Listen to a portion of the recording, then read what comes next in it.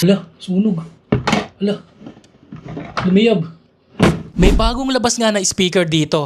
Malaki, solid, mabigat, malakas yung bass. Pero, legit ba talaga tong speaker na to? Para malaman, buksan natin to.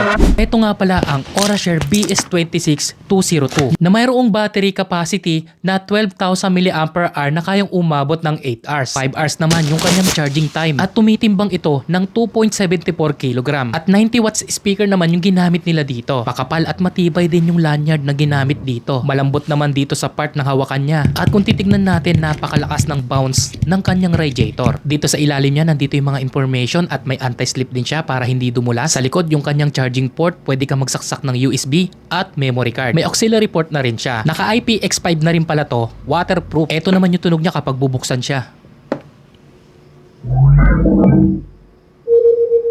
Ito naman yung kanyang volume control, papahinaan mo at papalaksan mo. Pwede mo rin i-adjust dito. Meron din siyang TWS connection. Pwede rin natin baguhin yung mga RGB light nito. May bass boost button din siya. At ito naman yung play and pause button. I-connect na natin to at pakinggan natin yung kanyang tunog.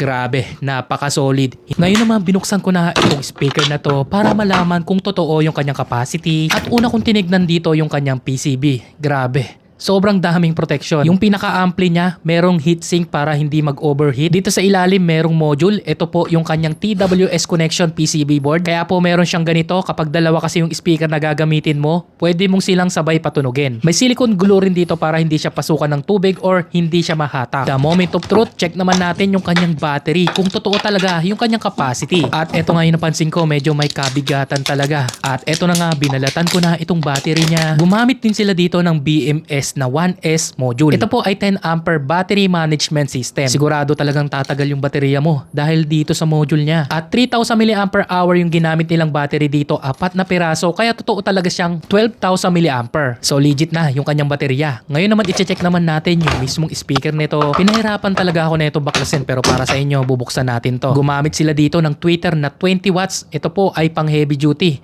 Medyo may kabigatan po itong tweeter na to at solid talaga. Check ko naman yung pinakamalaking speaker dito sa loob. Tinanggal ko muna yung mga harang nito at mga tornilyo nito at eto na, tatanggalin na natin. Medyo siksik nga lang siya kasi meron siyang mga foam sa palibot niya. At eto, 70 watts na speaker yung ginamit nila dito. Sobrang laki, sobrang bigat, sobrang solid nito mga idol ko. So legit talaga yung speaker na ginamit nila dito mga idol. Hindi ka talaga mapapahiya sa speaker na to. O siya, ilalagay ko na lang to dyan sa may yellow basket kung gusto mo rin ha. Check out mo na lang. Salamat.